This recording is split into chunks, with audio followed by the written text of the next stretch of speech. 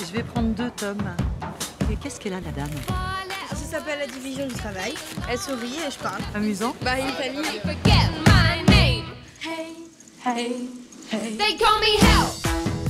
C'est un film sur la famille, en fait, avant tout.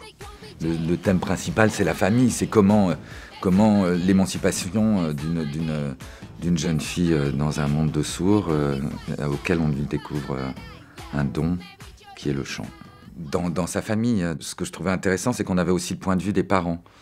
Parce que je voulais aussi avoir le point de vue des parents. Comment parents on réagit quand notre enfant s'en va. Et comment, enfant, on réagit quand tout d'un coup, il y a cette espèce de découverte de don, comment on a le droit de l'accepter, ce don, qu'est-ce qu'on en fait, qu'est-ce que ça veut dire, avoir un don. Ce qui est rigolo, après, cinématographiquement, c'est que, en fait, la langue des signes, c'est vraiment une chorégraphie aussi.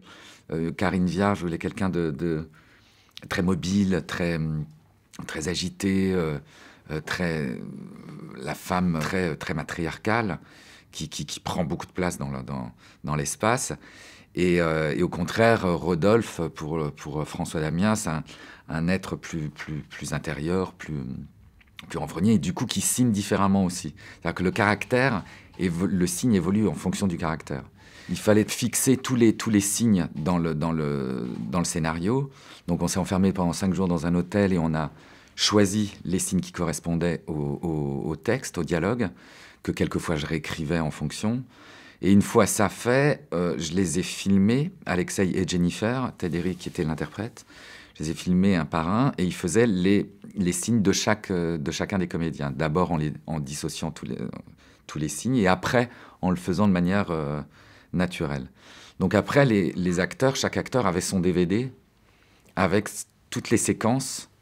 C'était un boulot de titan, mais qui a été au résultat un plus pour eux, parce que au-delà des cours, après un moment, ils sont partis en vacances un moment, donc au bord de la mer, ils avaient leur vidéo avec leurs signes qu'ils pouvaient répéter. Ils ont bossé comme des fous sur cette langue qui est en fait très complexe, puis en plus qui est différente dans chaque pays. En Nouvelle-Zélande, en Australie, c'est encore une autre langue.